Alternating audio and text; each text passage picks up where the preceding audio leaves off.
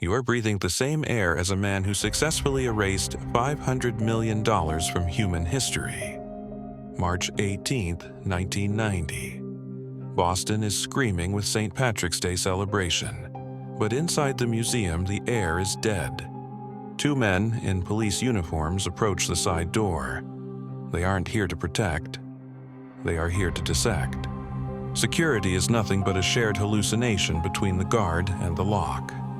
Rick Abeth, the night guard, let them in because he followed the rules. And rules are the first thing a mastermind breaks to build a new reality. There's a warrant for your arrest, a simple sentence that neutralized a fortress. Within minutes, the guards were wrapped in duct tape like mummies in their own tomb. They weren't just tied up. They were silenced by the very logic they were paid to uphold. 81 minutes of absolute, calculated freedom was about to begin. The heist didn't start with a crowbar. It started with a conversation. They took the security tapes first. They erased the only witnesses made of magnetic dust.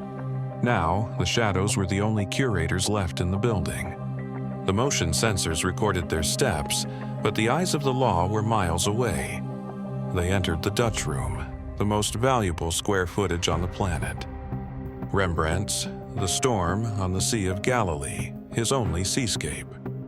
It was too big to carry, so they cut it. Imagine the sound of 300-year-old fabric screaming as it's rolled into a suffocating cylinder. They didn't feel the history. They only felt the weight of the exit. Next was Vermeer's The Concert, one of only 34 in existence. A painting worth over $200 million, handled like a piece of cheap scrap. Why did they leave the more valuable paintings behind?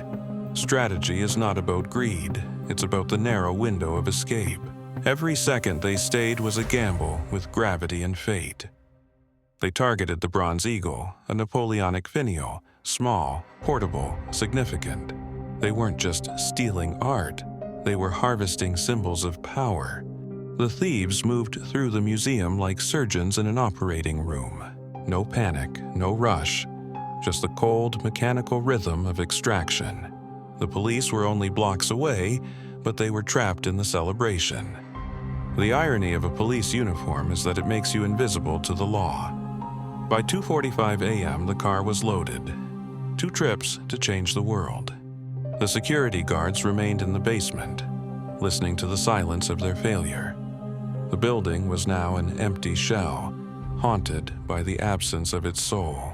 When the morning shift arrived, the frames were empty. The silence was deafening. The greatest art heist in history had concluded before the first siren was heard. The FBI took over, but they were chasing ghosts in a digital age. No fingerprints, no DNA, no struggle, just a void. The investigation began at the side door, the door that was opened from the inside. Every lead was a thread that snapped under the weight of the truth. The Irish mob, the Italian mafia, the IRA. All names, no faces. Bobby Donati, David Turner. Names whispered in dark bars in South Boston. But a mastermind doesn't talk. A mastermind dissolves. The FBI tracked the art across the globe, but the trail always ended in a dead end. To hold a stolen Vermeer is to hold a ticking bomb that never explodes. It cannot be sold, it cannot be seen, it can only be possessed in total darkness. The underground market is a labyrinth where the walls are made of secrets.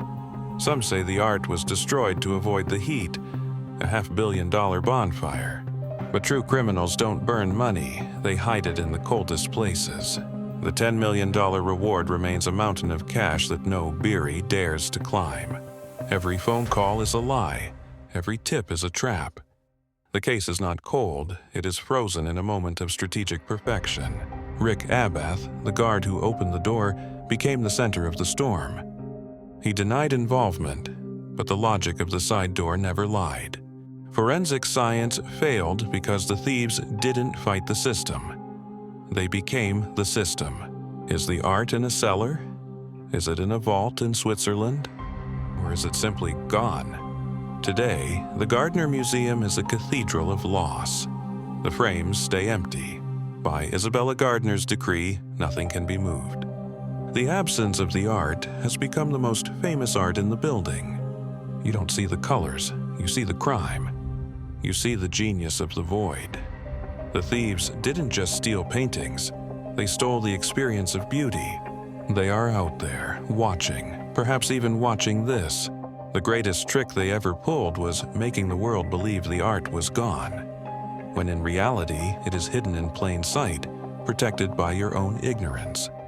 Freedom is not escaping a cell. Freedom is making everyone else forget you were ever in one. Every empty frame is a monument to a master plan that worked. We wait for a lead, we wait for a confession, we wait for a miracle.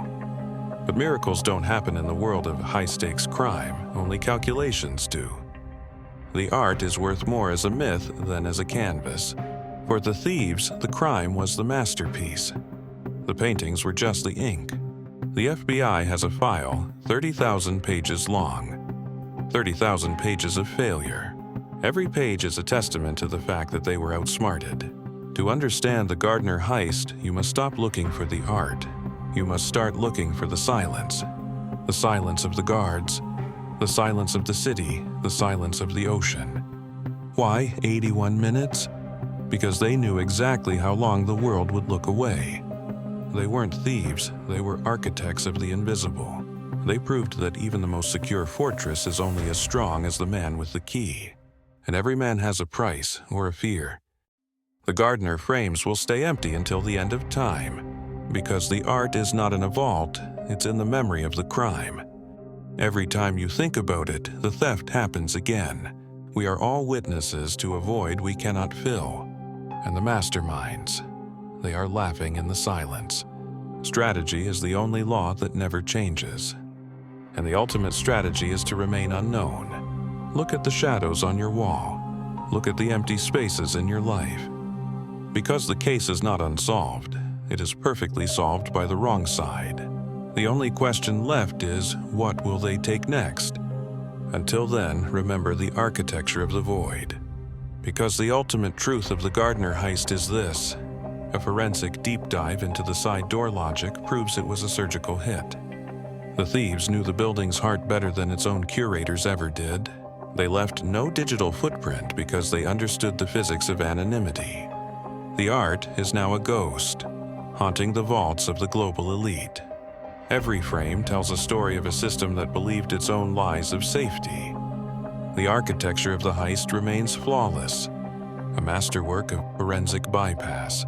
You are currently breathing the same air as a man who successfully erased $500 million from human history.